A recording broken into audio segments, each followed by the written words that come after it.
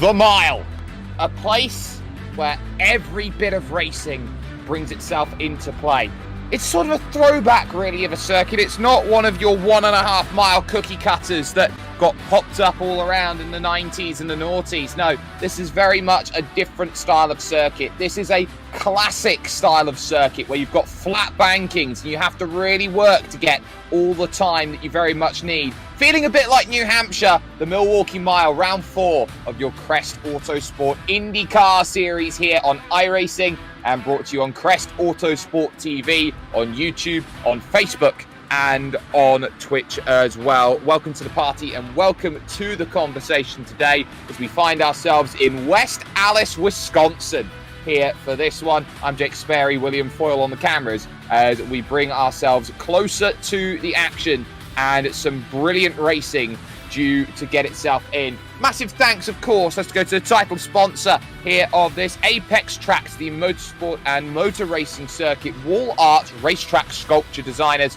who manufacture using Formula One and motorsport-inspired rapid prototyping technologies. That goes along with Track Racer, 603 Autosport, Digital Motorsport, eSport Sim, and the GP Box as well. And what an incredible championship is already lining itself up to be. We've had drama here, there, and everywhere when it's come to this series, but the Mile is where we take ourselves here today. The 4th round of a 12-round championship, and this is a very important round 4, the 1/3 distance overall. It is one of the longest lap counts that we're going to be having over the season, 120 laps worth of racing today, and they know that this is probably one of the most difficult tracks that they will go out there and race for technicality on the oval side. They've got Kansas coming up next week. After that, they've got Long Beach, and then, of course, the 1 week's break in the middle as Iowa becomes round 7. The road to Indianapolis continues here. Worth noting as well, the winner of this series will win a fabulous prize provided by Apex Tracks, which is a sculpture of the Indianapolis Motor Speedway to put up on their driver's wall. And as well as that, they'll get plaque prizes for the top 3 drivers of the championship and the winner of the Indianapolis 100, provided by Uncle Luke's Sign and Sticker Shop. If you haven't had the chance already, you're here for the first time watching and you want to get in on the action, you still have the chance to at any point during the season. You can head over to crestautosport.com. All drivers have 2 drop rounds, so attendance to all the races this season is not required to be competitive overall. What is worth noting as well is how this is going to work. We're about 2.5 minutes away from the start of qualifying. All qualifying is 2-lap shootout, but they will go one at a time, making sure that they can all get their laps in on the board. And once they have all got themselves to a nice conclusion, they'll have a 5-minute warm-up, and then you'll have the race to go and sort themselves out. Let's look at the championship, though, as they walk into racing today, and it is 2 at the top. Overall, Thijs Barendregt and Tim Stroh. Stroh had a real chance to win last time out when we were racing at Auto Club in Fontana, California, and ultimately his spin coming off of the pits has handed the reigning champion a share of the championship lead. Leonardo Paletta's consistency has put himself up into 3rd position. He finds himself just 9 points back. And then it's Dave Stedman who is in 4th overall. Alex Everett is currently 5th in a close scrap between himself, Ben Bennyworth, and Jeremy Pronk, 5th, 6th, and 7th. And the points up and down the order are going to be crucial between now and the end of this season, knowing it is best 10 of 12 that count when we get ourselves to Indianapolis. So that's a bit of focus on what the Drivers' Championship is like. The Teams' Championship is a little bit more of a runaway, 153 to 107. T&D Racing, the combination of Timothy Stroh and Dave Stedman, hence the T&D, they find themselves clear by a good 46 points here over ALP Motorsports, who have 107 points on the table, but they are closely being followed in their scrap with the Crest Autosports, with Apex Tracks team, Alex Everett and Ollie Peters, the crew there looking to put as much as they can on the board, as well as 603 Autosport, who find themselves down at the bottom of 2 driver teams in 4th. A notification of 603 Autosport was initially just Stephen Degrellia in that car, but Patrick Lindeboom has joined the team, and as such, there'll be a 2-man tandem looking to get themselves forward in the team's efforts here today. In terms of practice, though, it is Timothy Stroh who has the control of the practice timing boards, a 21.642, and this is a really difficult circuit to get correct. You've got to be right down low on the line. Very difficult pit entry here into this circuit, so you've got to be really, really alert. It is pretty much off at the banking of 4 and on the straight, and a very tough place to go and make things work. It is going to take a number of laps to sort the overtakes out around this place because you don't have much banking to work with. This is going to be a single file style of race. A one line suits all, and you've got to maneuver to the inside and work the track temperatures and work with what you've got today to make this race a reality. As Ollie Peters already is on fine form from last week and has found the pit retaining wall there, going through, clattering into the buckets there at the front to cushion any impact. But we are now moving ourselves away. The weather here is hot. It is 41 degrees here at the moment, track temperature right now.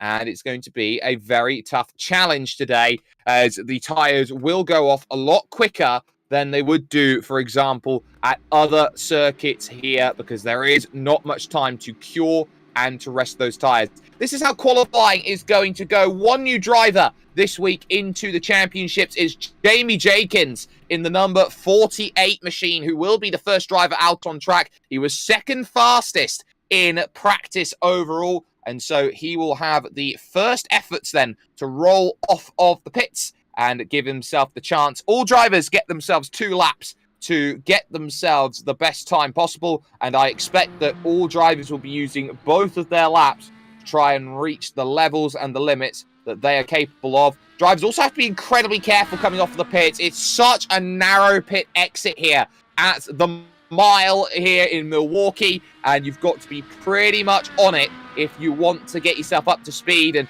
not put yourself in trouble, especially during the race. But here is Jenkins then, gearing up this opening lap, dipping down just about as late as possible here to try and maximise off of the exit, make that run here at the Milwaukee Mile to 3 and 4, and really it's all about trying to dive in as late as possible, carry as much speed, and it's going to be about acceleration today more than it is outright pace. A 22.225 is the opening attempt then in terms of a lap. He gets right up over the curb there on the inside through 2, trying to make the lap happen on his second, and making that drive, flicking down into 4th gear and trying to really maximize this exit. Any chance of improvement is much needed, and that is a 22.028 for Jamie Jenkins, and that is good enough to be the benchmark so far here in this series. All drivers, by the way, in reverse championship order. That's the way that they go out in qualifying. This is Patrick Lindeboom,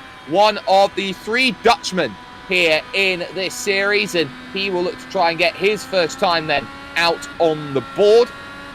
And of course, with 6:03 jumping into the 2 driver teams championship, the work is very much needed right now from Lindeboom as he tries to give himself as much of a chance then over these 2 laps. There's a 23.2 to put the first time in on the board, a sighter lap to try and get the tyres up into temperature. Little wiggle though, going through and trying to really work towards 3 and 4. We'll see what he does as he dips right down low. You can see it's not a late apex. He'll struggle with understeer coming off of the exit, and it's these different lines that will be key today. It does improve to a 22.597, but that is a good half a second off the pace. And we talk about in oval terms, a 1/10 of a second will be equivalent to a second. That is the equivalent of being nearly 6 seconds off the pace in comparison to Jamie Jenkins today. Nigel Stock, though, is next for the Stock Racing team, and he will be hoping not for a stock run, but he'll be certainly hoping that he has got himself the best possible run available to him today. Moving off then 3 and 4. First lap on the board is a 22.288. It's good enough there for second position, and very similar in terms of opening lap to what Jamie Jenkins was very much able to do. So will this be another case of improvement in what are clear skies today at Milwaukee? So don't expect the track to change too much in terms of temperature during this qualifying session. Over the line he goes, and does improve, but only slight, at 22.245. good enough then to remain in second. Up next then is Logan Egan, who's been, I would say, covering the rear part of the field for the majority of the season, has been targeting top 10s as what he wants to be doing and he wants to be achieving. And the plan for the American Logan Egan is to get as much as possible out of these. From Club West, the only American in what is a very Eurocentric field.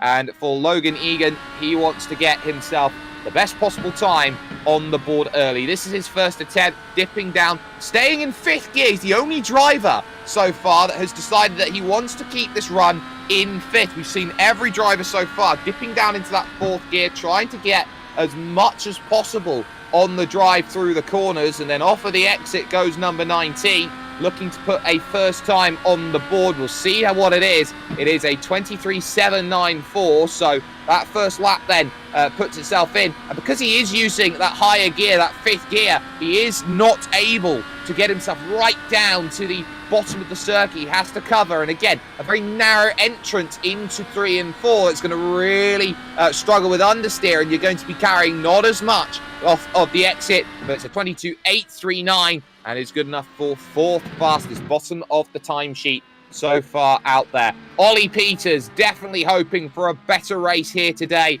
than he did in Fontana 1 week ago. And for Ollie Peters, he wants to shed that moniker that he is someone who finds himself in the barriers more than finishing races. He has a big bit of oversteer there, coming off of 2, having to correct on the wheel as he dips himself into 3 and 4, taking that more conventional line of the later apex there through 3, and that transition into 4 over the line for the opening lap is a 22.557. So goes 3rd fastest at the moment, but still needs to try and find at least 0.3 of a second to get anywhere close to car 26 in the form of Nigel Stock, as Peters makes his run through 3 and 4. How good is this time going to be on the board as he moves and uses all of the track to his advantage? That is the best time so far. It's a 21.885. Ollie Peters does like the short tracks, and it shows there with a time that is faster than anybody else.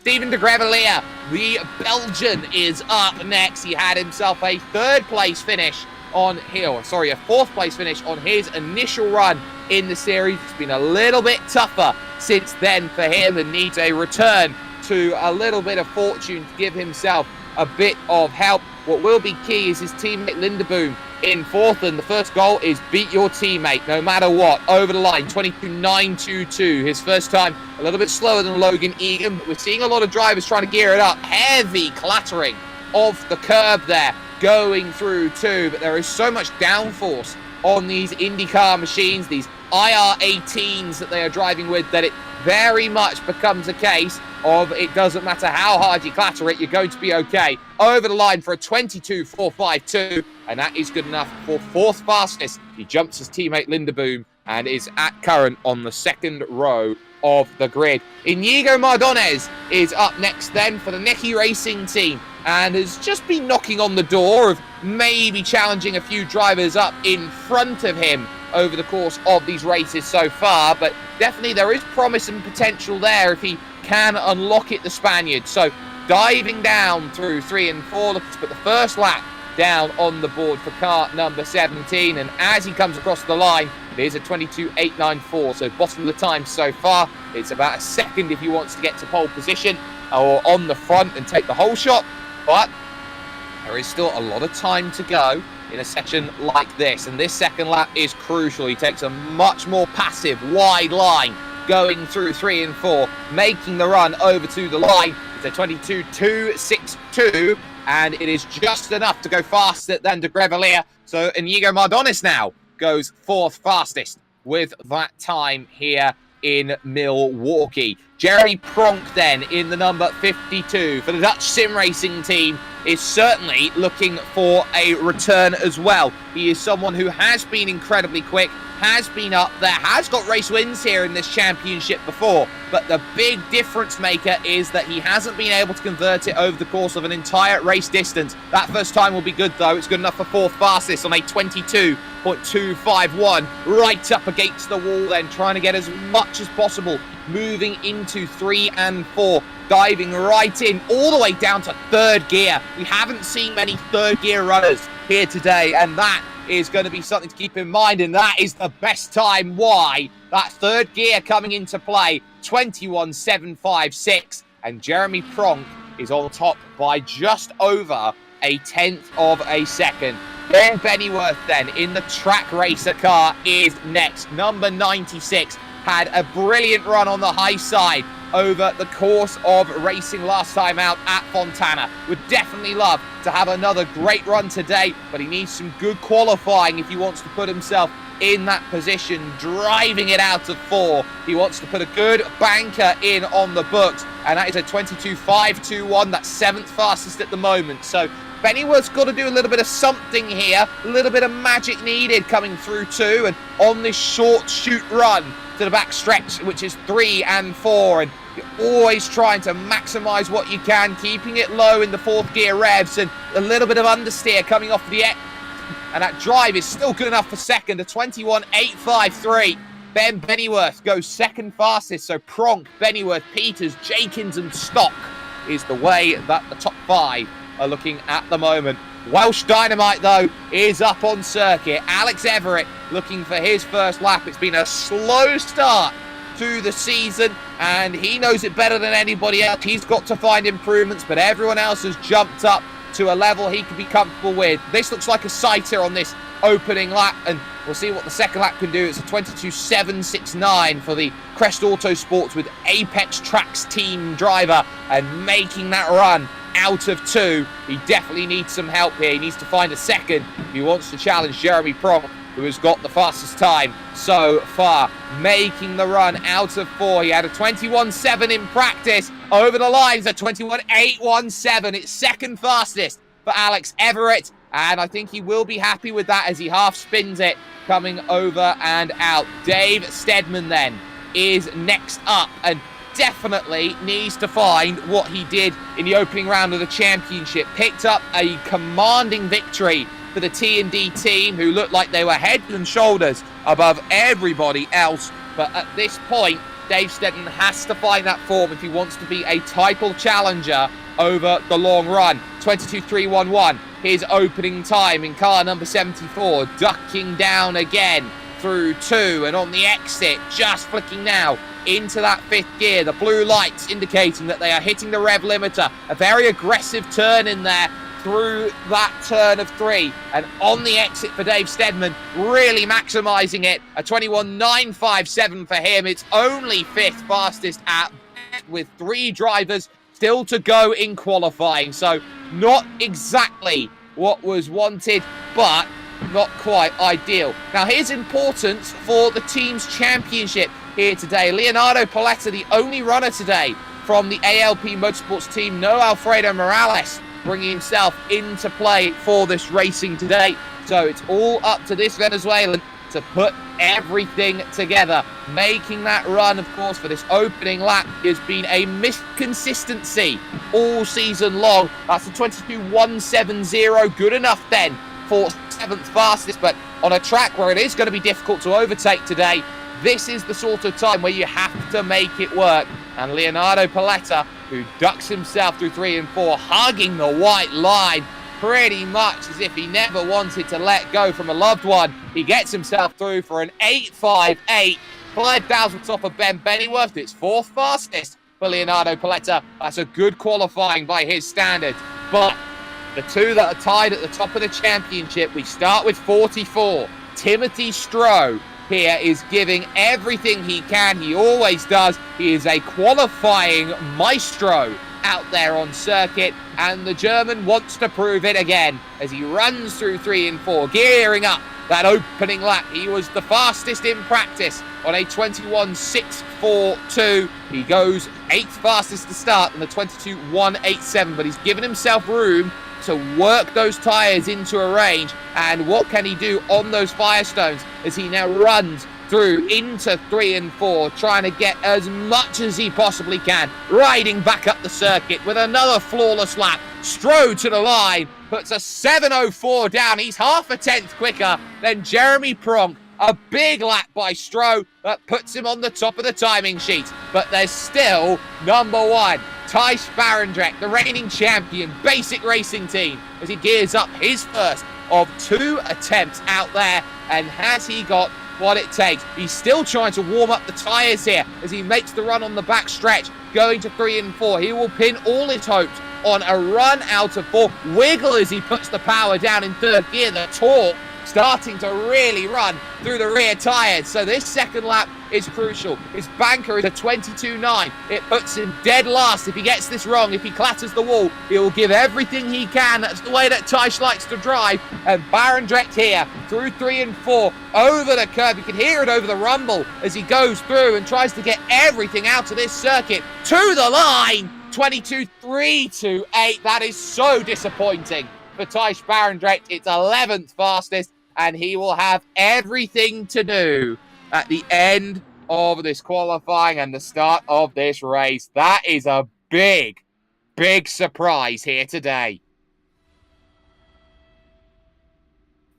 So let's get confirmation then. Apologies there, ladies and gentlemen. Let's get confirmation of the results of qualifying here from the Milwaukee Mile, and an incredibly difficult challenge and a throwback challenge here in West Allis, Wisconsin. And ultimately, it ended up as follows. Timothy Stroh will be on the front then with a 21.704, half a tenth clear of Jeremy Pronk, his best qualifying of the season, in second, with Alex Everett in third and Ben Bennyworth there for Track Racer in fourth position. Leonardo Paletta, he will line up fifth with Ollie Peters in sixth. Good qualifying for him. Dave Stedman and Jamie Jenkins there, 7th and 8th. Jenkins, of course, had the disadvantage of being the pace setter for everybody else. Nigel Stock will start 9th with Inigo Mardones in 10th. Following that is Thijs Barendregt, Stephen Degrellia, Patrick Lindeboom, and then rounding out the 14-car field today, 1.1 seconds adrift, is Logan Egan here in the number 19 Egan Motorsport Sim Racing machine. So that is qualifying put in the books, and now it is down to the race that is going through. 120 laps should be expected, a one stop if you are clever about it, but you are going through the motions of the engine, a lot of gear shifting on the gearbox, so you should be using potentially a little bit more fuel. There might be options where the two stop is going to come into play today, and the focus is going to be on such a short track and how easy it is to lose time on a track like this. You could very easily start the lapping process in the blink of an eye. It is going to be very similar to a challenge, for example, like New Hampshire Motor Speedway, in terms of the way this track feels and drives. And you're going to have to be in a very similar, I would say, port of call if you want to go and get a race like that in the books and sorted. On top of that, there will be a lot of similarities here today from the likes of those who are trying absolutely everything here to put everyone in the right position. This is going to be a very tough race on tyres as well, and we should expect drivers coming in a little bit earlier, maybe on their strategy and stint, to try and get themselves an undercut here today. With 41 degrees track temperature, this is going to be a case of those who can undercut their opponents might be in a really strong position today in terms of a race where it will be tough to pass. You see it there, someone just going off there, coming out of turn number 2. It looked like Inigo Mardones in the Necky Racing Team car, finding himself on the wrong side there of turns. And you're also going to have that battle when it comes to putting the power down. You need a lot of modulation on that throttle. You need to be very, I would say, astute with the way that you are dealing with the likes of the anti-roll bar and the weight jacker in the back of the car. It will feel very much like a road course here today with not much banking. So the setup is going to feel vastly different to other oval circuits that they have out there. They are going to still have that little stint that they go through. You can see when they're steering the wheel, they're having to counter steer slightly to the right as we are on board from the driver's eye perspective of Ollie Peters. They still have to counter steer somewhat to the right, but not nearly as aggressively as they would have to do at other circuits during the season. Because the banking is so flat, you don't actually need that much help as Ollie does clip the wall there coming out of 4, and that's something that you definitely have to avoid today, as down to the inside will go Tim Stroh. And they'll also have to be very careful as they go through 1 and 2 through the pit cycle, because they're going to want to try and get as close to that yellow curb as possible to get as much of the track. But there is literally no margin between the track and the apron and the drivers who will be exiting pit lane. So that is going to be a very crucial challenge, as also it will be slowing yourself down for what is the slow pit lane speed here today at the Milwaukee Mile. So a lot to keep focused on, a lot to keep a track of over the course of 120 laps. And because this track is a small track as well, there is a lot of potential for caution first and foremost, and for accidents to come back up onto the circuit. So there's going to be a whole heap of everything to try and keep in mind with the action that we will be getting to today in just the next 40 seconds worth of racing here from the Crest Autosport IndyCar Series, the 4th round of the championship. They do know they've got a lot of things set in their sights, and this, surprisingly, will be a bit of practice for Long Beach, with the fact that it is so similar to a road course, with the fact that it is not much banking. They will be dealing with very similar prospects, as Barendregt will go around coming out of 4, and he will be avoided by absolutely everyone, and he should take himself a reverse and either A, get himself going again, or B, dive into the pit. And the answer is he will dive into the pit. 72 kilometers an hour is the pace that will be taken down on this field. So the work is there. The checkered flag is out in this warm-up. We will be taking ourselves then to the rolling start of this Crest Autosport IndyCar Series, and we will line ourselves up through with the grid. Timothy Stroh, 21.704 in control of the 44. We'll have Jeremy Pronk, the Dutchman, there behind him in second. Row 2 sees Alex Everett and Ben Pennyworth in 3rd and 4th, with row 3 consisting of Leonardo Paletta and Ollie Peters, second of the Crest Autosport cars. Dave Stedman will start 7th with Jamie Jenkins in 8th. That is 5 Brits in 6th. And it will be 6 and 7 with Nigel Stock in 9th. And Inigo Mardones, the Spaniard, in 10th. So you've got following on from that, Thijs Barendregt, Stephen Degrellia,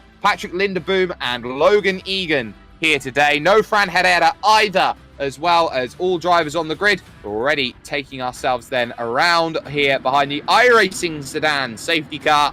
And the work here that will be done to get a great lap in is going to be so crucial. Stroh has been on the front so often when it's come to this series. Joined late in the championship last season and immediately shown that he was a tour de force. He's got a great opportunity today with so far back in the pack, Thijs Barendregt. He knows he's got to be absolutely on it. This is the only time over the course of this 120 laps that will be too wide for the start. So how they form themselves up into line is going to be an incredibly crucial part of this race. So put yourself in the shoes, put yourself in the perspective. This is where great racing comes into play. Pace car then rounding through 4, should be diving left off into the pits, and does so at the latest available opportunity. There's the green flag, and we're underway from Milwaukee. Great start by Stroh. Everett's already got the line on the bottom here, trying to sort it out. They will fight their way through 2, and can they get the run they need out of 4? It continues then. They run through. Pronk's got it covered. Paletta already in a fight behind as he fights Ollie Peters on the high line, who's going to really understeer out and check up. Everett's going to get his run that he wants, though, going through 4, which seemed to be a trouble here so far. And there's not much you can do. Pronk again, giving enough room on the outside, trying to put the power early, but understeer is the key, and he will fall back into line. Pennyworth in 4th. Paletta currently classified in 5th position. All drivers clean through the first couple of laps then, and immediately Jamie Jenkins now starting to make a move here on Ollie Peters here. This is the fight for 6th position on the circuit. Down to the bottom goes Jenkins. He migrates up the circuit. A little bit of contact there between himself and Peters. Peters really having to get out of it, and that allows Dave Stedman the chance to jump back in and gain the place. So a very, very good start then being done. and it is a very nice one at this point in time. As we know, a couple of laps, they're going to go by so quickly today here at Milwaukee, but settling nicely down into a rhythm. Tim Stroh already a second clear, and in the pits already is Logan Egan with damage, spinning out of 4 and clattering his way into the pits. Not the start the American wanted, trying to put the pad on the exit. Caution flag comes out here at the mile, and troubles on the front stretch. It's Jamie Jenkins who is in trouble as he slides with the lack of banking into the pit attenuator, and his race, fortunately, is still going to be able to go through. They have the one fast repair, but ultimately a short run to start. Here's the replay then on screen of the privateer, Jamie Jenkins. He comes out of 4. You can see he's trying to gather it back. He doesn't have it there, and it's just the smallest hit. He had it in neutral, actually, trying to get it stopped. He's fortunate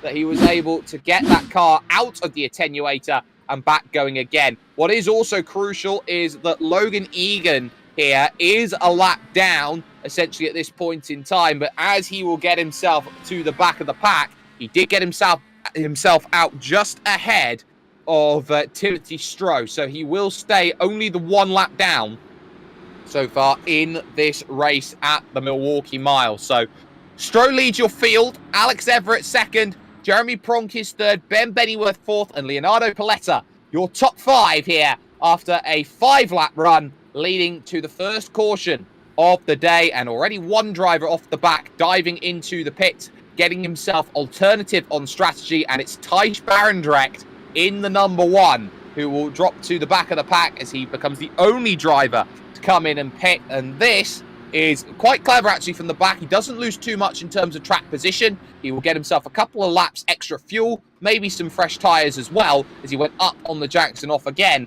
And that might give him some help if there is a long green flag stint here that leads to green flag pit stops, which we have seen quite a lot in this Crest Autosport IndyCar series. So there are a lot of opportunities here today to go and get exactly what you want out of this. And so if you can, you might as well go for it and give yourself everything that you need. Of course, Alfredo Morales in chat with us on YouTube, of course, watching in all sorts of different places, everyone going along. I'll be back next week. I had to go to the office today. Well, sometimes that is just the way it goes. But hopefully we will see Alfredo back next week in terms of the challenges that will move forward at Kansas a week from today.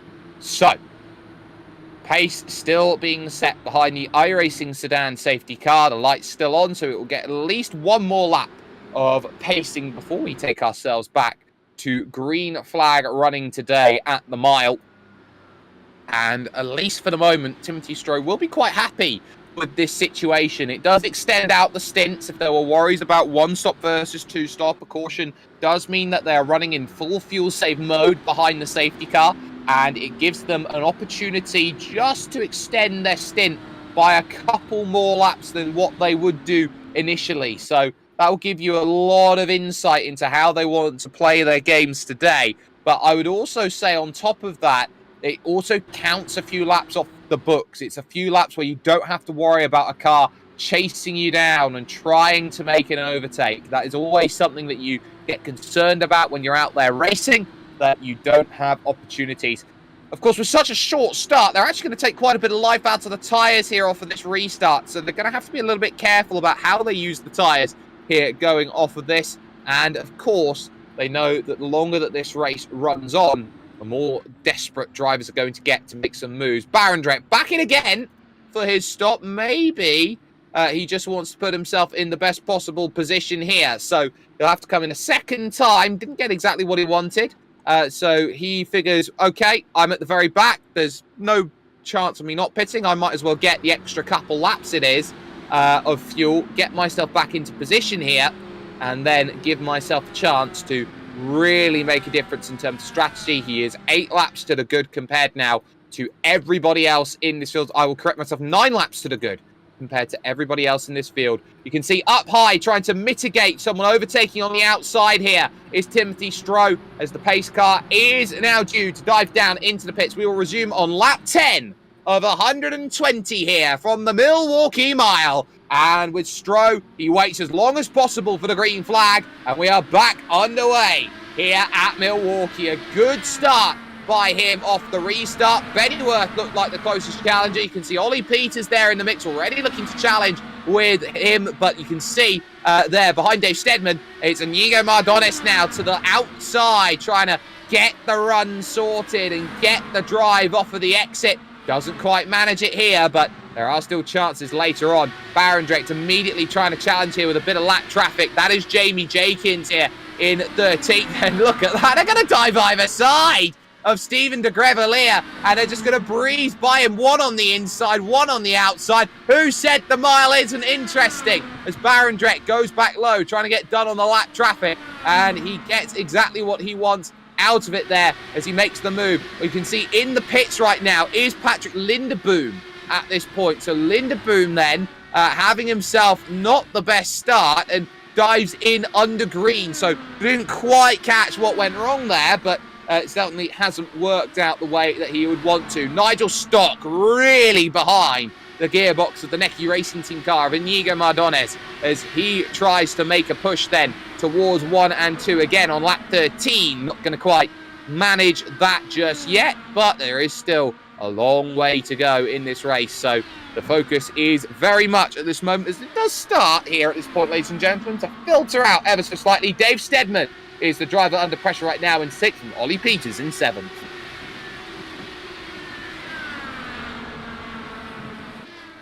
Stedman, of course, knows just how important of a race this is, as Inigo Mardones goes around and it's a caution. Just caught that on the back of shot. I was trying to work out who it was, but Inigo Mardones then goes around in the way that only he goes. We're going to catch a replay of this, but 2 quick cautions, and it's a solo incident. Mardones then just again putting the power down slightly too early, backstepping out, and again lights up the Firestones and crucially keeps it out of any barrier. So we'll be able to keep going, but it's another caution, and it feels like it's going to be that sort of day today. Short track, drivers struggling with keeping the car pointed in a straight line. We might be seeing maybe 4, maybe 5 cautions over the course of running today at the Milwaukee Mile. We are 15 laps into this 120-lap adventure. It is worth noting as well that we do have an hour and 25 minutes on the clock should we need all of that time to put a result like this together. So back to flag running. 1 driver at least diving down into the pits. That'll be Barendregt again. So his strategy got himself up from about 12th position to 9th on the last stop. So he will once again look to try and give himself more advantage, and he'll be followed in this time by Inigo Mardones. So Mardones, after that spin, misses the pit box by a long way, by the way, as he has to reverse back about 3 stalls to try and get back to where he needs to be. But the key here is you make the stop, you give yourself a bit more room when it comes to the strategy. But as we know, a caution always mitigates that. And the work to try and get back through the field, Barendregt is going to try and do it by strategy and hope for a long green flag run to give himself the track position today out on circuit. So, Stroh, though, still in control with Alex Everett in 2nd and Jeremy Pronk in 3rd. The big change is those 2 from 3rd and 2nd respectively to 2nd and now 3rd.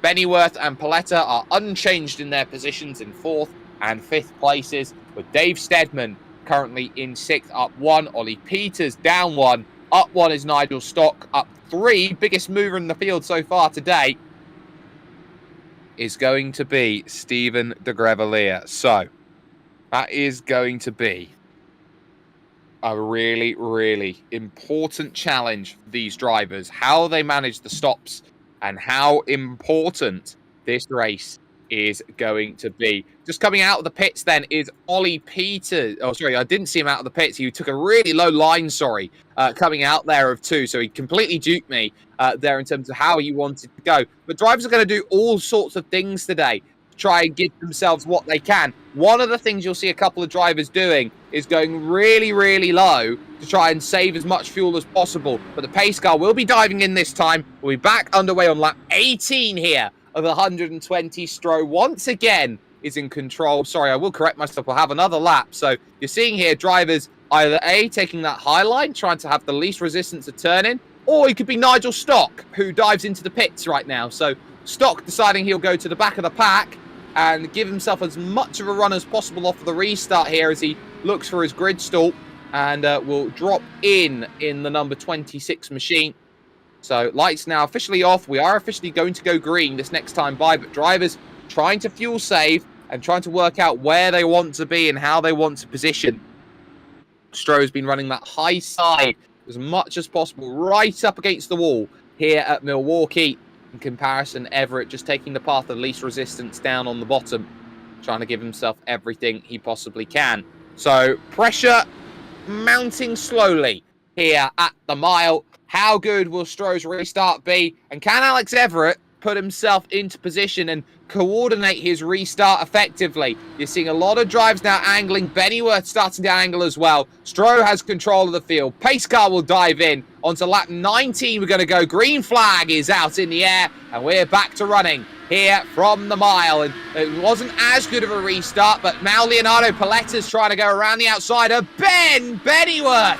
Oh, yes, he gets himself alongside using the toe from Jeremy Pronk. The Venezuelan moves up into position 4 with that pass. Great on the restart there. They're already starting to chase and try and find the positions that they very much need to at this point in time. Those at the back, by the way, have fresher tyres in comparison to those at the front, but they haven't really taken too much life out of them so far in the hot conditions. Nigel Stock underneath then. Inigo Mardones is just in front as well. You can see Bennyworth and Stedman fighting hard as well as they go through 4. Stedman on the inside. Bennyworth there for his team on the outside for the track racer team. And as they go through, down low, cut the nose a little bit. Great driving by Bennyworth. He knew how long his vehicle was, and he made sure that he would consolidate the position and keep himself in play in this race. Pronk being chased down. There is Ollie Peters on the back of this now here in terms of this group going forward.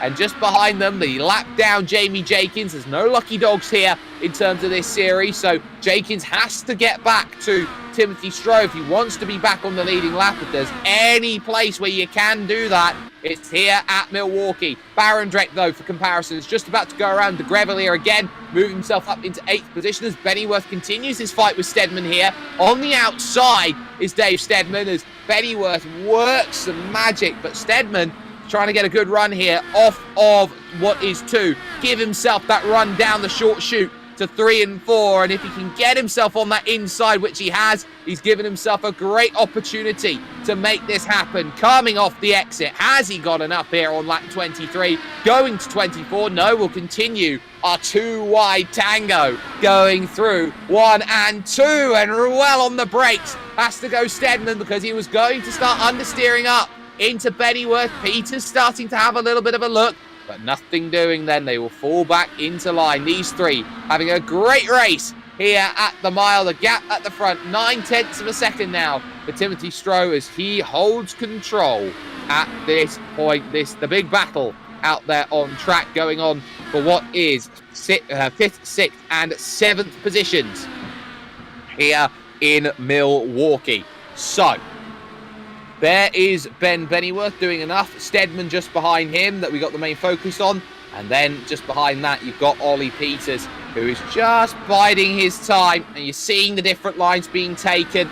Just a more natural line from Ben Bennyworth to get drive off the exit, keep himself covered through a number of these corners. Keep an eye out further back, though. Lindeboom about to be under pressure from Inigo Mardones as well. So right near the back of the pack, we're starting to get drivers checking up behind Degrellia, and he will certainly be hoping for a way to move forward in this race. So up and down the field, we've got drivers just trying to position themselves, give themselves enough of a run, and it is going to extend itself out pretty quickly. Stedman still having to deal with Ollie Peters, but no issues coming out of 4, right up against the barriers there for Dave Stedman. He was using all of his road tax then. You got it, you might as well use it, so to speak. So he's got a lot of work to do. And speaking of work, Alex Everett then on that last lap, another 2/10 lost. He now finds himself at least 1.6 seconds back. It's soon to be 1.8. whatever's going on for Alex Everett, he does not have the long-run pace in comparison to Timothy Stroh, who's very good early. We'll see whether it does bite him a little bit further on down the stint, whether he is being too aggressive with that strategy, and too much is starting to befall at this stage. Lap 29. This is the longest green flag run that we have had so far with the racing out there here in Milwaukee at this point, the Milwaukee Mile. But the keys here with so many laps is that you will have to deal with some of that repetition as you go around the circuit, as Jeremy Pronk finds himself quietly in third position, keeping Alex Everett honest at about 1.1 seconds back.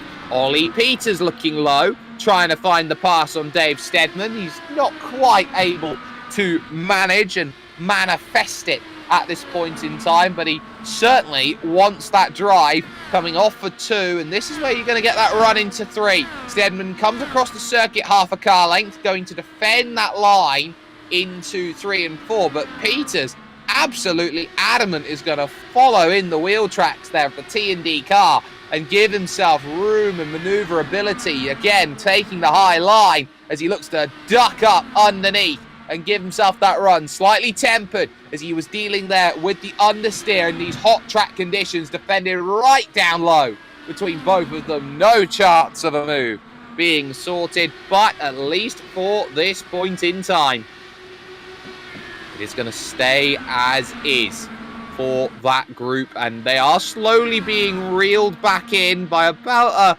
10th here and a 10th there. Thijs Barendregt is only 2 seconds down the road, so they do have to be a little bit alert. Wiggling through the middle there is Stedman, fighting with the rear end to keep it pointed in a straight line, and he very much does well. Barendregt, though, has lost the position here as he slid going through 3 and 4, losing it out to Nigel Stock as he struggled through. Very surprising from Thijs, just pushing the boundaries a little bit too early in terms of throttle pickup and immediately hitting the brakes to stop himself from sliding further. Caution comes out then, and on the back stretch it's Logan Egan who has gone around the lap down car, brings out the caution, our third of the day in 33 laps.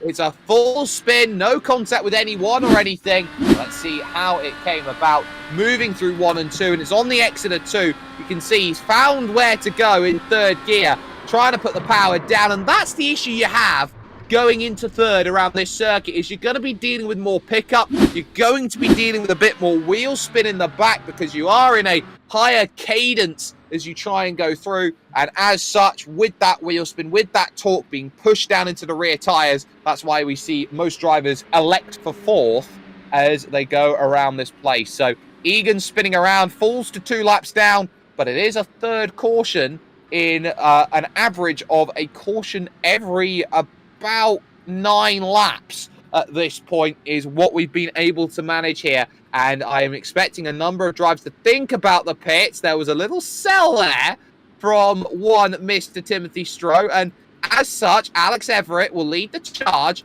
down into the pits. Not a bad idea. Bennyworth will come in, so too Stedman.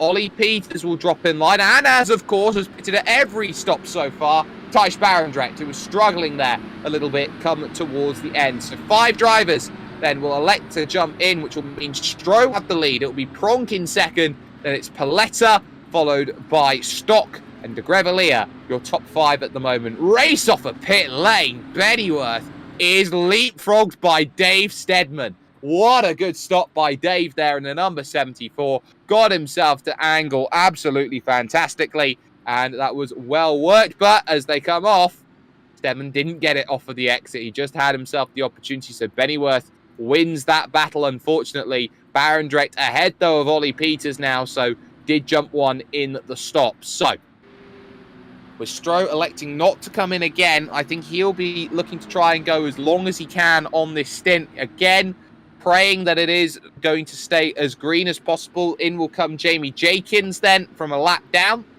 Go and make his pit stop. He is going to follow Logan Egan in, who is 2 laps down. So the 2 lap cars will take a pit stop to get out of the way of cars who are on the leading lap, and they will take fuel, they will take tyres, move to the back of the pack, and look to go about their racing again as they deal with their own issues at the mile. So 3 cautions today. And at this current rate, a caution every 9 to 10 laps or so. We should be good with about 14 cautions. So I hope you packed a lunch or something here for today, because it's going to be a long one with drivers pacing around at about 80 to 90 kilometers an hour as they move through the backstretch.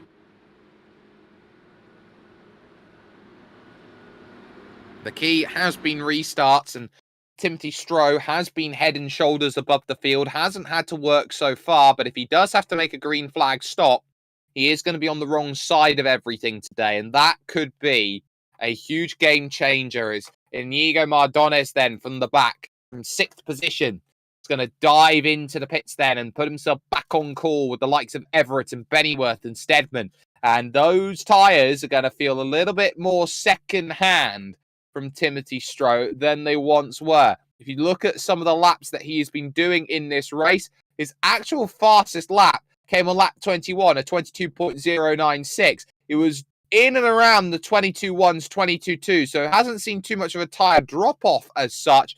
He's just keeping himself well within his range as Mardones then, the Spaniard, gets himself out of the pits. It's a late blue line. You have to pass that blue line on the apron for a safe pit exit, and does so. But now it is about focus with car 44. Lights off on the iRacing sedan safety car. We will be going back to green flag running here on lap 40 of 120, the 1/3 distance then of this 4th round of the Crest Autosport IndyCar Series. Pace car is going to dive on left. It is going to be under the jurisdiction of Stroh. Green flag, and we're off and away again. Pronk is there, and a big shuffle up in the middle behind Nigel Stock, Degrellia. Everett is there. Lindeboom getting out of the way of everybody there on the bottom as they start to charge up and around. So you can see Degrellia just covering what he needs to. Everett with the fresh tyres, thinking about diving down low. He's not going to get there. Bennyworth's there and high and around. Stedman tries one, Mr. Thijs Barendregt. They're 3 wide off of the exit as they've got Lindeboom there. Lap traffic's got to stay out of the way. And around again will try Barendregt. This is a really important move for his race. And he has got himself the nose and then the full overlap as well. Great pass by Thijs. He moves himself up into 8th place with that one. Good, important moves being done at this point. Stroh away again. Pronk in 2nd. Paletta is in 3rd.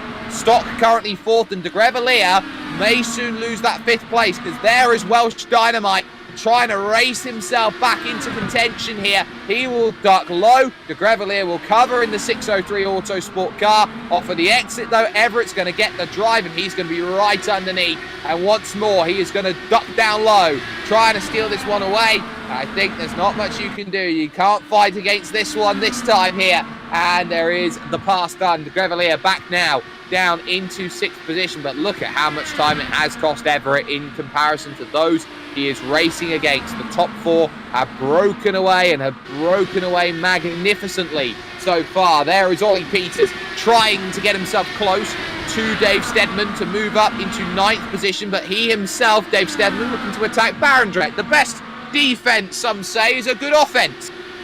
That's proof of the pudding, I think, at this point in time. So some good battling, and again Barendregt more reliable on that high line than on the low. Certainly trying to get as much of a run as possible. Ducking down low this time because he sees the door open and has to back out of it there with Ben Bennyworth, who was migrating back down the circuit, dictating the line as they continue on their race. And Barendregt again going high through 3 and 4. He prefers that line, that run. It gives himself more security as he goes through. 2 seconds to the good now is Timothy Stroh, absolutely flying in comparison to those he is around and racing. But Barendregt here is looking behind at Dave Stedman. This is the biggest scrap in the field so far. And they're saying that it's not quite as it seems. They've just got to be patient. They've just got to give themselves that run that gives them all the opportunities that they so richly want. So what can you do to make a pass at Milwaukee? Stedman looking to duck down low and take this one away. He does like that low line, and if he can get the drive off the exit, he's good, and he will remain alongside then as they will challenge to 1 and 2, going to lap 48 then here of this race at the Milwaukee Mile. And as he moves up the circuit, he just hits the dirty air, and he can't put the power down the way he wants to. Now it'll be Ollie Peters' turn to try and figure out whether he can make a pass happen, and he can't, so he's going to have to be very patient. Worth keeping on Alex Everett's times here, just at a 22.3 in comparison to the 22.7 of Nigel Stock. So Stock could be under pressure for 4th position in the next few laps. That gap under a second for the first time as Stedman continues on the back stretch here in the fight for what is 9th, 8th and 10th. That's a really odd way that I've numbered that, but either way, some good racing is soon to be on the cards at this point. It is still the top 3 of Stroh, Pronk and Paletta as Barendregt runs himself then through that turn of 2 and gives himself enough on the attack. I do want to go up though and look at Leonardo Paletta in the 97. We haven't talked too much about him today. Someone who is just a consistent driver and has been consistently putting in the point. And it's these sorts of drives that keep you in a championship. It's these sorts of drives that come the end of the season you are grateful for at the end. And Paletta is driving in such a way as he started 5th position today that he is keeping himself well within the range of the likes of Jeremy Pronk, and it's giving himself room and margin to go out there and race by his own terms of the 97, and he will continue to do so throughout the majority of this race. Still though, go back to Stedman because he's got an overlap for the first time now against Thijs Barendregt, looking down low, and it's covered. Absolutely covered and smothered, you could say that, by Barendregt, but he'll still have to cover off the exit again because Stedman easily jumps back into line and again loves to jump down to that low side, but he gets pinched again low, can't naturally drive back up, and this is the first time that Ollie Peters had a real search down on that low side as he tries to take the place away from Dave Stedman. They'll fight off the exit. Little wiggle, Barendregt around, they're all going to wreck, and it's a caution flag here at Milwaukee. It was troubles for Barendregt on his own, and Stedman coming together. Mardonis has been caught up in the incident as well, so the 11 in trouble. It's been a tough day for Thijs, and Inigo in the wrong position as well, crucially staying on the leading lap. But let's get a little look. It's 2 incidents in 1, and the big one here is Thijs. So Thijs just has that same snap that we've seen all day long. Back end comes away. Ollie Peters was trying to give himself some room, slides up into Dave Stedman and effectively gets corralled back down into the accident there by Dave Stedman. As such, the 4th caution coming into play then with that. So Ollie Peters in the wrong place. Here is Inigo Mardonis' look then from this incident. You can see he sees all the smoke in front of him. He just loses it himself. It's his own incident. He sees the smoke and he locks up the rear axle, it seems, and from that point onwards he's a passenger. But for the first time, Stroh's going to dive down into the pits. He'll be joined by Pronk, Paletta and Stock. Degrellia is also going to come in. He hasn't yet stopped. Stedman, of course, comes in. He had some contact, and the front wheel is really jiggling about for Ollie Peters, so he'll use the fast repair as he slides into his box and gets himself rear-situated forward. So Alex Everett now will, for the first time in this race, have control of the lead. Ben Bennyworth will be in 2nd, and Timothy Stroh will come back out in 3rd position, believe it or not, with almost everybody today diving down in then on lap 56 out of 120, almost at the halfway stage of the race. So, an important time for drivers to make stops. It'll be about a 19-lap advantage for Stroh compared to his competitors in what has been a caution-filled foray at the Milwaukee Mile. 4 cautions so far today have been administered, but this is not going to be an easy challenge to bring yourself over towards the end. So that is going to be important. There's a little bit of communication here to the stewards out there about getting a black flag penalty removed from Dave Stedman. He has a flag for passing under yellows out there, and it's very important for Dave's race here that he doesn't get himself in the wrong position for that, and he had it for absolutely no reason.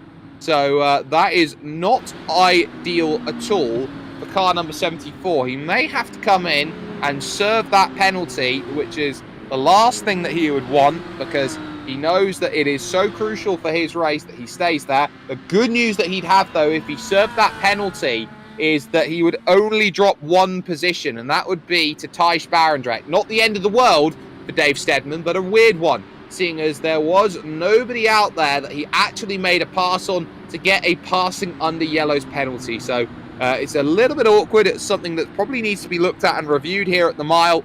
But Dave Stedman, I'm pretty sure, is going to have a penalty looked at this point in time. For those of you who are just watching, we are just about reaching the halfway stage of the race. Alex Everett, Welsh Dynamite, leads this field after an earlier pit stop. The pit stop cycles have two different strategies. Ben Bennyworth in second, and car 44, Timothy Stroh, in third position, has been the star of the field so far. He has led every lap up until this point, when he just came down in to take his first stop of the day. 4 cautions so far at the Milwaukee Mile here in what is West Allis, Wisconsin.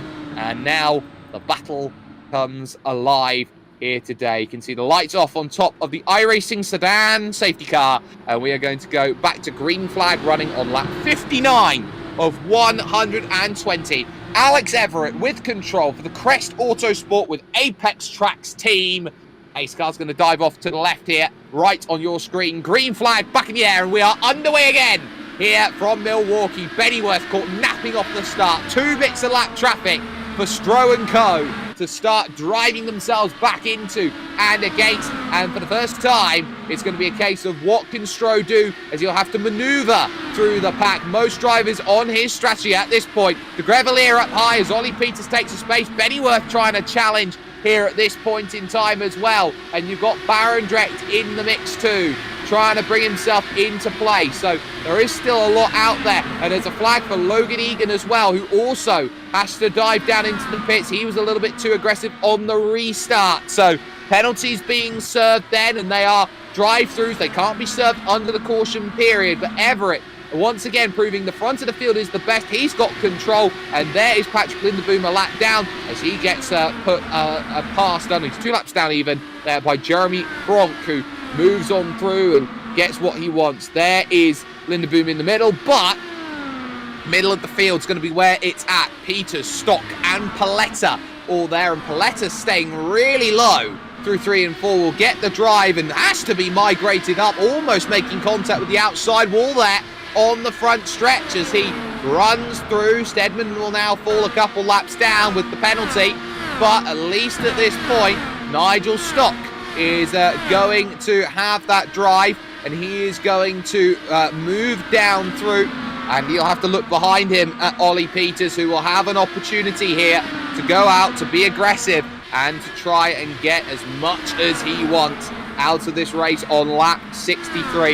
We have had no retirees so far from this race, which is really cool to see, despite the 4 cautions that we've had. The 1 fast repair doing well, but Stock now at this point in time side by side with Peters as they come off of 4 and they make that run towards turn number 1. Is it going to be Peters on the low line? Is it going to be Stock with the Stock defence on the high side? They'll have to deal with Lindeboom, and this is going to be awkward which way he goes. The best way is that he stays right up on top, but he's just going to drive his own race at this point in time. Peters again is just going to struggle through the mid part of the corner here as he has to keep it low with the cast too wide. The spotter here in iRacing is going to give him the all clear. Still there, all clear now. He's able to move, but look at Stock now. He's going to try and go up and under if he can, get himself to the low line. If he can make the pass, it's crucial, but he doesn't get the angle this time. And again, he's just going to have to sit and be patient with the way that this race is currently conducting itself. Out in front, Alex Everett in control. Ben Bennyworth is second. It's Stroh in third. And there is Ben Bennyworth, who has just been the silent assassin with the way that he's been racing so far today. He has been ever so alert to what he needs to do. And we've been seeing drivers in and out of the pits. Logan Egan now 8 laps down, having to dive into the pits again as he struggled getting himself around the circuit. So here is Ollie Peters, and it doesn't look good for his rear wing. Look at it, it's flapping off. He's had an issue and it was an issue through 4 all on his own. The back stepped out, he put it in the wall, and a caution comes out at Milwaukee for the 5th time, and that will be for something else, I would have thought, out there on the circuit. So a caution comes into play. It might actually be for how slow Ollie Peters is going around the circuit here. So a lot of drama then filled as they went through. A caution coming out, and definitely not ideal in the circumstances then. A 5th caution today, and Ollie Peters, who already had used his fast repair, is going to have to take the long repairs now to bring himself to where he needs to. Another number of laps then are going to be taken off the board here on lap 69 of 120. So it's been nice so far in this race, but Ollie Peters' race pretty much all but done. Another disappointing display in terms of him finding a little bit of trouble. Once again, back up to his teammate number 2, Alex Everett. He'll use this phase right now of the race to start saving more fuel. May have to take that dive into the pits, looking like he's angling for it, but he's going to say, no, I don't want to come in just yet. I'm going to stay out a little bit longer. And if he does get the cautions he wants, he's going to be good. 2 drivers, actually, diving into the pits. Barendregt has pretty much pitted whenever he's wanted to in this race, anytime he's had a caution. And he'll be followed by the 2-lap down driver of Patrick Lindeboom out there at the moment. 8 drivers currently on the leading lap, and Stroh putting a sorry in on the board as he drove through, and I think it may have been for the little bit of a checkup that he had with the Dutchman behind him, Jeremy Pronk, but it's all okay, and should be a very, very important challenge for him. He's got to get a good start. He's only got 1 car in between him now, and that is the number 48 of Jamie Jenkins, 1 lap down so far in this race, but it is still a long way to go. Points are valuable between now and the end, and I'd say the more cautions the better for those at the front who are trying to play their hands to perfection. We've got 50 laps to go as they cross the start stripe, and you can see here Stroh in 3rd, Pronk in 4th, and more coming in. So Jenkins will move out of the way, move himself in for a stop, and he'll also be followed by Logan Egan, who is now 9 laps down in this race, having a turgid time of things. And ultimately, Jenkins will move behind Ollie Peters, who has been able to get that rear wing repaired and bring himself back out again, only a lap down, which is really impressive that that's the only bit of damage that he's had on the car. So he's got that to think about then. From 10th position, he'll be racing the likes of Mardones and Jenkins and Stedman, potentially, who's 2 laps down. And that is a little bit of a focus at this point. Stroh in 3rd, Pronk 4th, Paletta 5th, and Nigel Stock having a good race so far today in 6th position. Also sticking in this race at the moment is Stephen Degrellia in 7th. Hasn't shown the overall pace today, but he's keeping himself on the lead lap strategy and out of trouble, which is what the 603 Autosport team is really trying to do today here at the Milwaukee Mile. And we should be looking at green flag running lights off on the iRacing sedan pace car. We should be going back green this next time by for lap 73 of 120, which will give us just 48 laps left of running here from the mile. It's been a long race, one of the longest races on the calendar by lap count, and it has been by caution count as well. So the mile has been a very tough place to go and race today. Still no retirees from this race, but for Alex Everett on the front, he wants to return to winning form. He wants to put himself at the best possible position. He will again run that high line, so he can't be overtaken on the outside. The only way he can overtake on a single file restart here in the Crest Autosport IndyCar Series. Pace car should be diving back down into the pit. Everyone back in formation, and Everett really shadowing the pace car closely as the green flag comes out, and we're back underway here at the mile, and drama already at the back. There'll be an immediate caution that will follow, and Inigo Mardones getting turned around there at the back as he was the one who saw the huge checkup in front. Dave Stedman in all sorts of trouble there as well. It checked up huge, and this is Stedman's view of it. So one car didn't go. That was Paletta, and basically it's the same thing that you get. Someone doesn't go immediately off the restart. Everyone jumps single file, and then it's pretty much a train wreck from that point onwards as carriage upon carriage runs into the back of each other. So it comes from Paletta not going. Everyone then goes, oh, we're going. Oh, wait, no, we're not. No, we're not. Bang! Barendregt right into the back of Dave Stedman. And a bad race goes absolutely worse. And then we get more laps then under caution. It is our 5th caution then of the race. And back-to-back cautions. We know what you say when you get a caution. Cautions breed cautions. So it's not quite exactly what was there. Makes you think Formula 1 2020 Mugello and the restart they had there, and just how big of an accident it was. So again, that is not ideal. So there is an issue out there as drivers are going, where's the pace car? Because the pace car just dived in. They had to wait an entire lap for the pace car to come back out and around. Alex Everett just questioning, where's the pace car? I've been driving around for a couple laps. I haven't seen it. Oh, there it is now. So basically, the pace car was about to dived in, and gets itself back out and racing once more. So more laps under caution, more drivers diving in. One of them is Thijs Barendregt. Stedman came in, Degrellia in again, and Nigel Stock. They're trying to get a couple laps of advantage on all those around.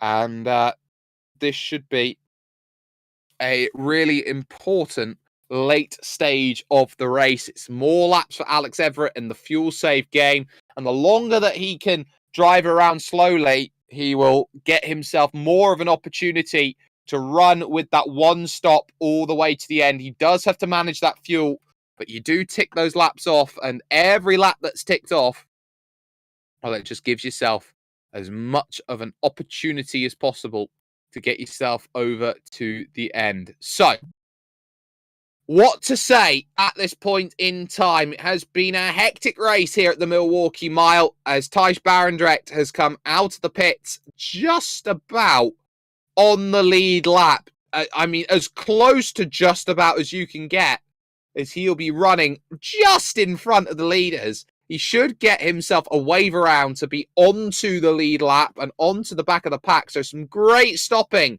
from the Basic Racing team to keep themselves in this race and on the lead lap. Barendregt has stopped at every opportunity, and he should be on this lap, getting that wave around and speeding off to the back of the pack and giving himself a chance then later on in this race. The mile proving to be a tough track to race at today. And Barendregt now will be off and going. Stedman's race all but done down in the pits, getting himself caught up, having used his fast repair, and then that big hit, certainly not giving too much love to it. But car number 2 now has some work to do at the front. Has the 96 of Ben Bennyworth behind, and that all-conquering 44 of Timothy Stroh. Will be happy for those 5 extra laps under caution as the lights are off on top of the iRacing sedan pace car, which means we'll be back to running on lap 78 of 120, 43 laps to go at the mile here in what is West Allis, Wisconsin.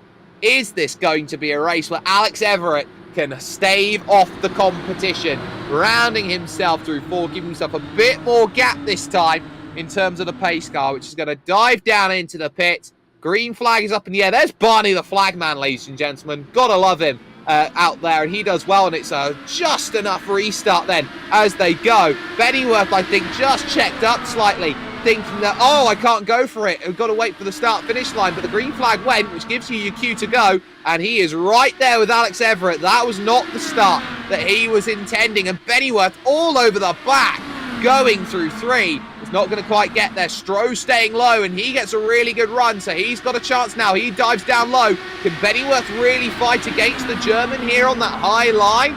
There for Bennyworth, he can, and he's doing enough. Into the pits goes Thijs Barendregt then. His race pretty much all but done as he drops himself back in. I think he may have had himself a penalty to go as he came in, and he did, because he overtook before the start-finish line. So, disaster for Thijs. He'll 4 laps down, and this will be one of his drop rounds here in this one. Challenging, though. It continues. Jeremy Pronk now on the back of Timothy Stroh. It's amazing how important the dirty air has played a factor today at Milwaukee, and running around the outside trying to get there. He's not quite in position as Pronk, but he knows he wants that 3rd place, and car 52 has got to go and manage that position absolutely fantastically. So, race far from over, opportunity still knocking and looming for drivers. Everett in control at this stage, but you look behind, you've got Paletta, who's quietly there in 5th place, and only 7 drivers now on the leading lap. Stephen Degrellia and Nigel Stock 6th and 7th, and it is worth talking about those who are a lap down at this point, because you've got Jenkins, Peters and Mardones. Lindeboom is 2 laps down, racing Thijs Barendregt, and then Logan Egan now is ahead of Dave Stedman, whose race is absolutely done, finished. He will not be coming back out for the rest of this event. So, those are the focuses. There is Thijs Barendregt back in 12th position after serving the drive-through penalty for overtaking before the green. And he now will make his way past Inigo Mardones and put himself on the same lap as the Spaniard here on lap 84 of 120 in this race. There is Jeremy Pronk in 4th, being shadowed by the Venezuelan who resides in Italy, Leonardo Paletta, there in 5th as they run through 3 and 4, back onto the front stretch once again and trying to get that drive and get as much as possible. What will be making things a little easier is that this track is cooling. It's cooled 2 degrees since the start of this race, down to 39 degrees C.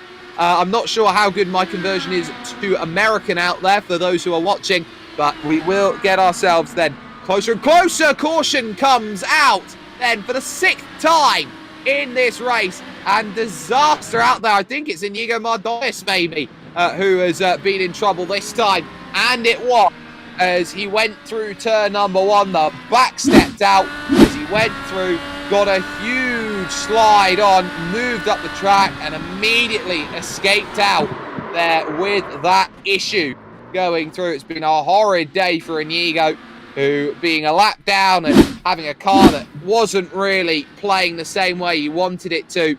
It is a 6th caution then here from the Milwaukee Mile, and the strategy now for Everett and Pennyworth: we cannot under any circumstances make it home on the fuel.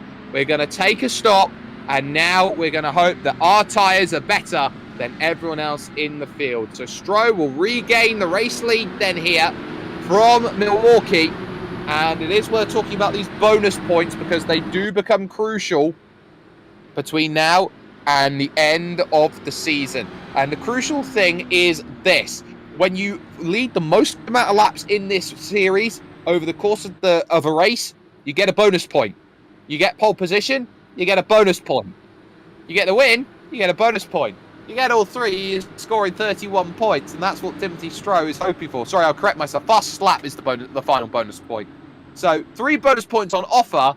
Timothy Stroh might be going for a clean sweep today if he can manage it, if he can give himself that room to manage it. He'll have Pronk, he'll have Paletta, he'll have Stock there in 4th position. But what they do know is that here on lap 87, they will be going through the cycles. Drivers are going to get a bit more aggressive here, but we have seen how strong leading out in front has been for a lot of the drivers here today. Logan Egan once again dives down into the pits, and Inigo Mardones calls his race done as well. So 2 drivers now out of the race, Stedman and Mardones here.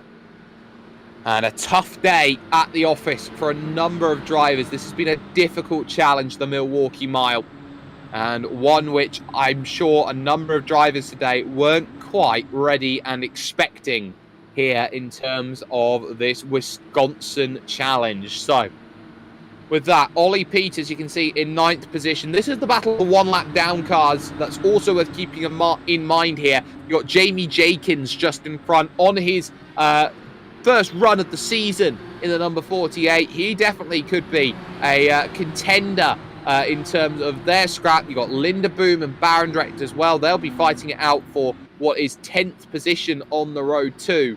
So still a lot to decipher, a lot to uncover. In will come Thijs Barendregt, as he traditionally does. He's just going to pit every time, get himself out of the way, bring himself home with whatever points he can at this point. And I'd say it's not a bad strategy for him. Just pit, get tyres, get fuel, get the restart, get what's needed. In the lead, Timothy Stroh lights off on the sedan. We're going to be back racing then on lap 90 of 120. 31 full revolutions of the circuit remain then for us in this Crest Autosport IndyCar Series race, the 4th round of 12 here from the Milwaukee Mile. It's the German Timothy Stroh who has control of the field.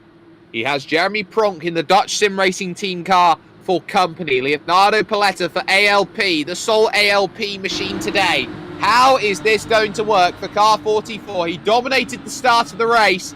Will he do so again here at the mile? Pace car will dive down in. Green flag, and we are back underway here at Milwaukee. An absolutely flawless start. Too wide down low as Alex Everett immediately has to start making places here. He gets by Stephen Degrellia. That's one. He goes up to 5th place, and immediately he's looking at the back of Patrick Lindeboom. Bennyworth should follow down the inside just behind, and he's not going to get everything his own way as Degrellia continues his fight then as they try and work a way through. Doesn't quite work yet for Ben Bennyworth. He ducks down low again, but the middle line is starting to form a little bit here around this Milwaukee Mile circuit. So Degrellia is giving himself enough room to go out there to challenge and to get what he wants. Top 2 as well. Pretty close at this point. Not much of a gap to split them at this stage as Jeremy Pronk is keeping himself well within range of Timothy Stroh. He's looked good on this restart. Here has the Dutchman, and so there is work to be done to keep himself in control at the front. Will number 44, Timothy Stroh. 3rd position, quite lonely race for Leonardo Paletta, and even lonelier will be Nigel Stock in 4th for the moment. Everett is clear. Degrellia has dealt with the threat, actually, of Ben Bennyworth. So Everett's got to charge through. Paletta at this point in time looking pretty good, but you can see here as everyone fights, there's Thijs Barendregt as he works away around Degrellia. He knows next up is Patrick Lindeboom he's got to chase down. That'll be a Dutchman versus a Dutchman for that one. So keep an eye out as well. That battle for 8th and 9th is just opening out. Jenkins pulling away from Ollie Peters. There is Alex Everett in 5th position. His work to chase still in play. But Stroh now starting to stretch his legs out in front. That gap now 0.8 of a second as they were last lap, now down to 0.7 of a second. He just finds these laps, which gives himself 0.2, 0.3 of a second, gives himself the margin that he needs to build a gap and not feel threatened at the front of this field. And for car 44, this has been the way he drives. He is faultless almost at almost every race. The first real fault we've seen from him was last week at Fontana, coming off of the pits under green flags. So he knows it's a long way to go yet. Lap 96 we're on of 120, running through 3 and 4. But Jeremy Pronk's not giving this race up, and neither is Leonardo Paletta in 3rd. Keep an eye out on the green machine, because he still may have a really strong chance to make something happen. Lindeboom, though, has lost the position then to Thijs Barendregt, and that was a really interesting one, really, with how Lindeboom went about it, because the back started to step. It's a caution. It's a big caution at that. Round goes one of the Crest Autosport cars then. I'm not sure who it was exactly. It was Ollie Peters, and this time it surely is done with the fact that the rear wing's off the car. So dramas for Ollie going through the exit of 2, our 7th caution. Oh, you're going to see this right now. This is a horrible incident to have. You can see, oh, he just tries to catch it, and it's that over-reliance of grip that lets him go. He actually crashes hard into, I believe, the end of the barrier there, and he grabs the tyres. So that's a heavy hit, and Ollie Peters' day is absolutely finished now at this point. And Timothy Stroh can get 5 more laps under this caution to go and work with. Peters' day is done. But Timothy Stroh, right now, at this second, will have another 5 laps to tick off then, as we will move to lap 99 at this point, and we'll be under 20 laps to go. There will be questions here about where everyone has themselves placed right now. Nigel Stock, just 1 car between him and Paletta as the driver in the number 48 of James Jenkins. Alex Everett right on the back now of that. And if his strategy is going to work, he's got to get by Stock quickly and then stay with the likes of Leonardo Paletta and co. Stroh has been fantastic off of the restarts, but Pronk has got to coordinate that restart perfectly. He's been a little bit lax to it and has given a couple car lengths when maybe he shouldn't. And that is why Stroh is getting that rhythm and is getting what he wants off of every form of this race. There is Nigel Stock, and this has been a great race for Nigel at this point in time. Our Nige has been driving with every little bit of determination, starting 9th position today in this race, is up into 4th, and these are the key points that's needed. Jenkins, by the way, has dived into the pits along with Thijs Barendregt, and that, ladies and gentlemen, is crucial because it gives no gap between Paletta and Stock. Still though, 20 laps at this point in time. A very caution-filled race. It has been stop-start. It's been very tough to build a rhythm today around the Milwaukee Mile.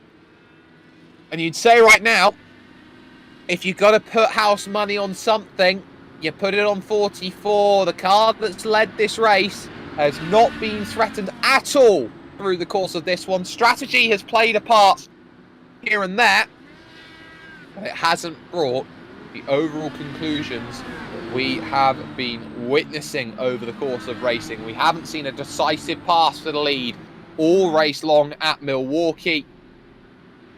And they know that they will, or some drivers will be turning their attention to Kansas a week from today. So they've all got that to focus. Logan Egan there in the back of shot, diving down into the pits, lights off on top of the iRacing sedan safety car.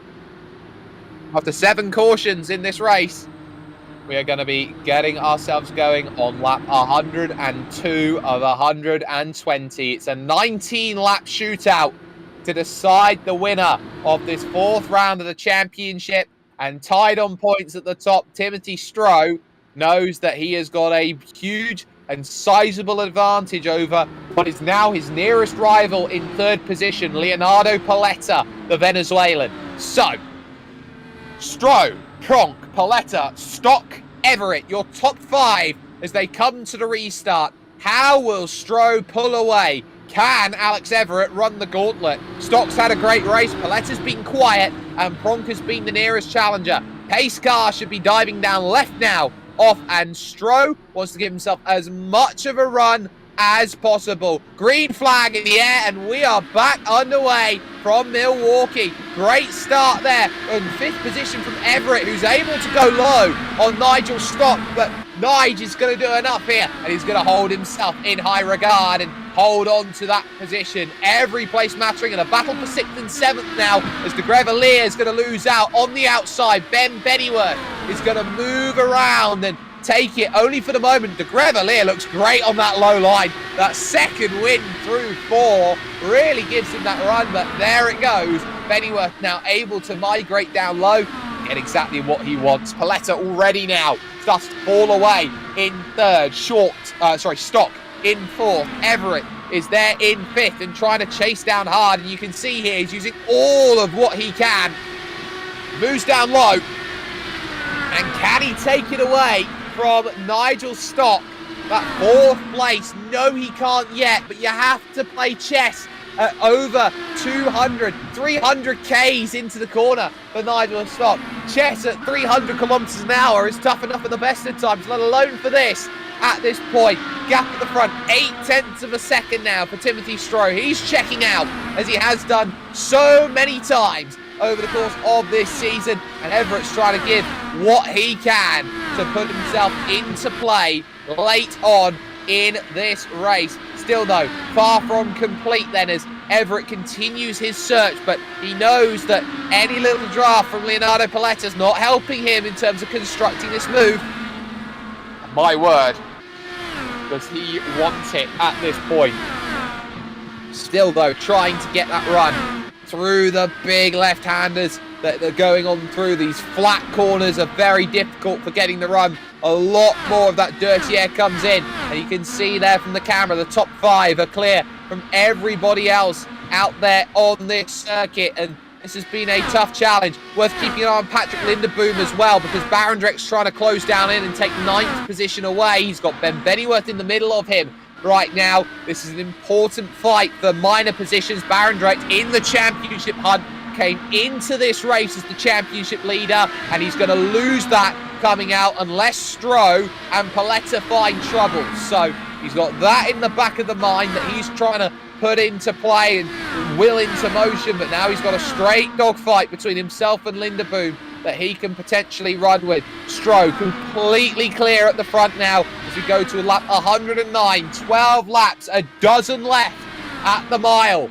and still it is a case of the top 5 as they are. Everett falling back. Nigel Stock, by the way, is driving fantastically back into Leonardo Paletta's 97 ALP Motorsports car. This has been a wonderful drive from the 26, as into the pits then will come Ollie Peters. Damage too much. No point continuing on. Out of the way he goes. But still, Nigel Stock is driving a brilliant race, and he would love a podium here to get himself everything he wants. 3rd would be great. The move done then for Barendregt. He's through on Lindeboom, and he got it done around the outside of one. In fact, on the backstretch was a mistake from Lindeboom. So the very crucial pass being constructed there, and a race that still, for him, is in trouble. He spins it around, and that will be a caution, the 8th one of the day, and his race surely now finds itself over and out as his car is damaged pretty much beyond repair. It's been a torrid time for the championship leader and reigning champion, but just like that, there will be one more caution for Timothy Stroh to navigate through, and the chances now are all about what can you manage late on in a race like this. We were just 8 laps away from safety, but Thijs has gone around, and let's try and get a replay and see just how easily it goes wrong out of 2 at the mile in the lower gears. So you can see here, 5th gear, down into 4th, down into 3rd, flicks up into 4th. He's already fighting it as he's going through, trying to counter steer, but he just runs out of grip. The car's not going to come back there in the rear, and he just slams it into the wall. He did a great job bringing the accident that far out into the middle of the circuit. So here's another look at it here on from a driver's eyes perspective. So this is what he sees. Car's pointed in, now it starts to go, and he's fighting, and then the car snaps, and at that point you are a passenger. There's no way you're stopping it, especially in the grass as well down there on the bottom. So not the race that Thijs would be hoping for, and ultimately now we are only going to have about a 2 or 3 lap race to decide who is going to win round number 4 here at Milwaukee. It is Timothy Stroh who has led the most laps in this race. On top of that, it's got himself an incredible amount of speed over the course of this race. He has done brilliantly. He's done a 21.9 over the course of this one. Nobody else has broken at any point. Alex Everett did a 21.983. Looking at Stroh's 21.9, it was a 9.14. So by that measure of metric, Stroh has the fastest lap at this point. You can see it there on your screen in purple. He does have the fastest lap. That is a bonus point. You can see your biggest movers in the field are Nigel Stock and Stephen Degrellia, both up 5 here at the mile. They all know what they need to do. They've got another lap of pacing yet to go. No drivers are going to come into the pits. They've dropped too far back at this point. All of the lap traffic has pretty much sorted itself out now at this point towards the rear of the field. So what can you do? 3 No, I do correct myself. 4 retirees then from this race. Dave Stedman, Inigo Mardones, Ollie Peters, and now Thijs Barendregt joins those who are out of this race. Stroh with control will have another lap to think about what he does on this restart. Same as what he's been doing so far might be what works for him. And as he tries to get a little bit of heat generated in the tyres as he weaves behind that pace car, they know that this is not a race for the faint of heart. They know they've got to go, and they will be this time by. They understand that they will have 5 laps to figure out this race. A caution anywhere inside the final 5 laps will end this race under caution. They know this race has been a tall challenge. It has been a long slog. Already in this race, it is 1 hour and 25 minutes on the clock. We have already done 1 hour and 6 minutes worth of driving. This has been the longest race of any Crest Autosport race, barring Indianapolis. Timothy Stroh, can he go 5 laps longer and win this race? Pronk's got to be quick off this restart if he wants a chance. Paletta's got to be alert to it as well. Pace car will dive down left. 5 laps to figure it out. 5 miles of Milwaukee. Green flag in the air, we're underway. And it's a perfect start from 44. Probably the most famous number these days in motorsport. Stroh with a great start, but good driving there from Pronk. He's doing well. Stock under pressure there as Nigel Stock loses out there to Alex Everett. He was a bit short in terms of the way that he needed to be, but he's not giving up here on the outside. He wants to get that place back, but he's not going to get it. Alex Everett's done more than enough. 4 laps left then, and Stroh with 4/10 of a second. Here comes Stock going to the outside, and this is more of a special delivery as he tries to give himself that opportunity. Can he search down low side for it? No, not yet. As he goes back high again, searching for the pass, he is going to have to be patient here and work these laps. Paletta's driving fantastically as well. He's all over the back of Jeremy Pronk now with 3 laps to go. Can he play damage limitation and take 2nd place in comparison to Timothy Stroh, who leads this one? Here comes Stock again, down low, trying to take it away from Everett here. 4th position, and they'll have themselves a couple of popsicle sticks now. 2 laps to figure it out, side by side at the stripe. 1 second clear now at the front of the field for Stroh, and you can see Stock as close as you dare. Everett on the outside covers it, but he'll still get a run as they will soon be coming to the white flag here at Milwaukee. Again, it is Stock on the low side, trying to get it done. Doesn't have enough of a drive. They'll have their race all the way to the end. Stock falls back into line. He couldn't find it. 1.2 seconds the margin for Timothy Stroh, who on the back stretch now will run to 3 and 4. We knows he's clear from now on the white flag lap. And as he rounds 4 and comes to the line, Timothy Stroh, all on his own again at the top of the championship, wins it at the Milwaukee Mile.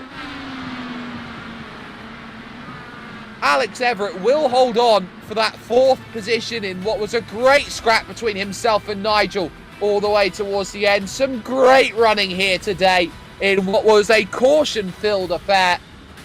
And on what has been the longest race of the season so far, it all gets itself sorted in a way only they know how. Timothy Stroh converts his pole position to victory in 1 hour, 9 minutes and 2 seconds, and does so by 1.5 over Jeremy Pronk. It's a well-deserved second from him. Leonardo Paletta drives himself to 3rd, with Alex Everett in 4th, and Nigel Stock, what a drive from him today, 9th up to 5th, and deserves a lot of credit for the way he went about business in the stock racing car. Ben Pennyworth will take 6th. It would be 7th in the end for Stephen Degrellia. He was the biggest mover in the field, up 5 spots today.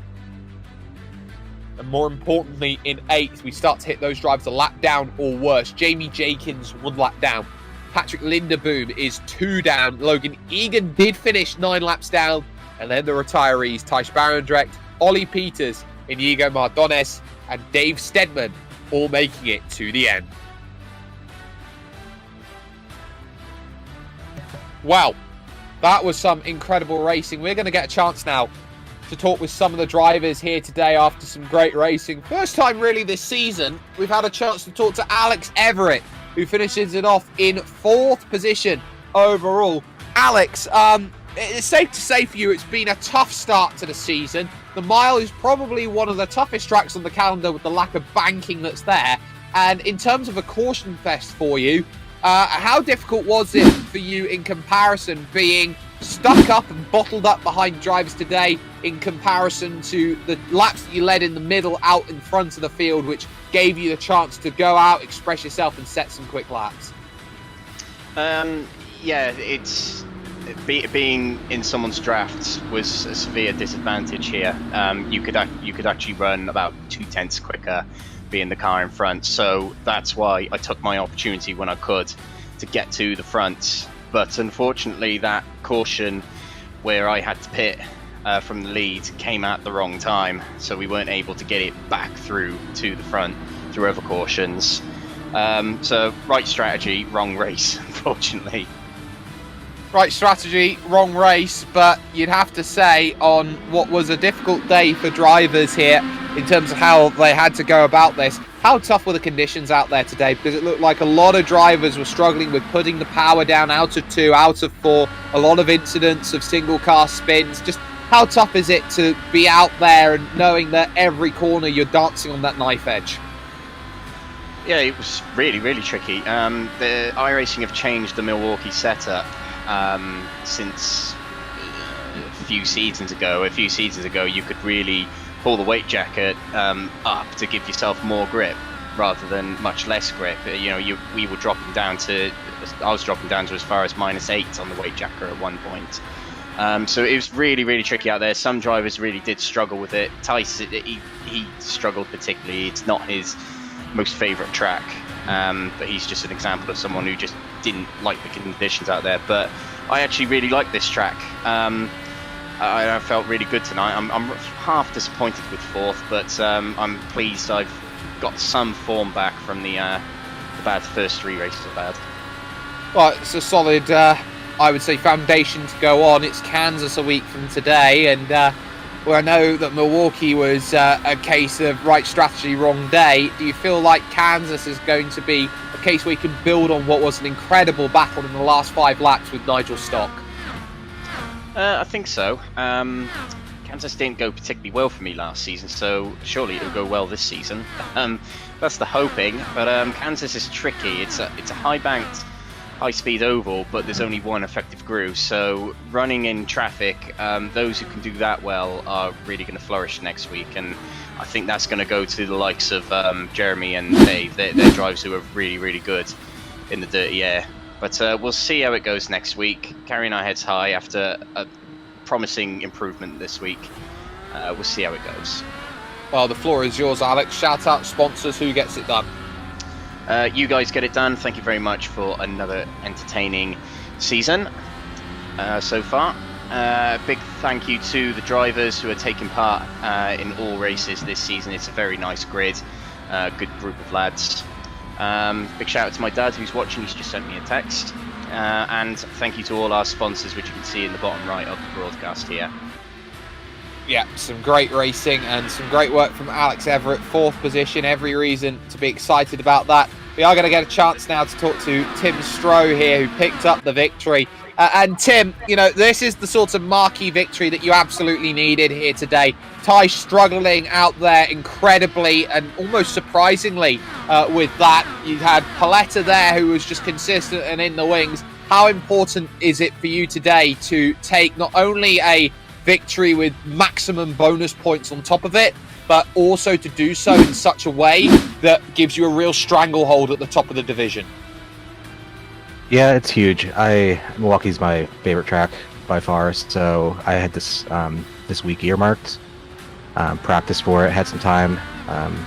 Definitely thanks to my wife. She gave me a little bit of a free range to be able to practice this week, so that helped out. Yeah, I didn't expect Thijs to struggle. I knew Alex runs well here, so he would be tough.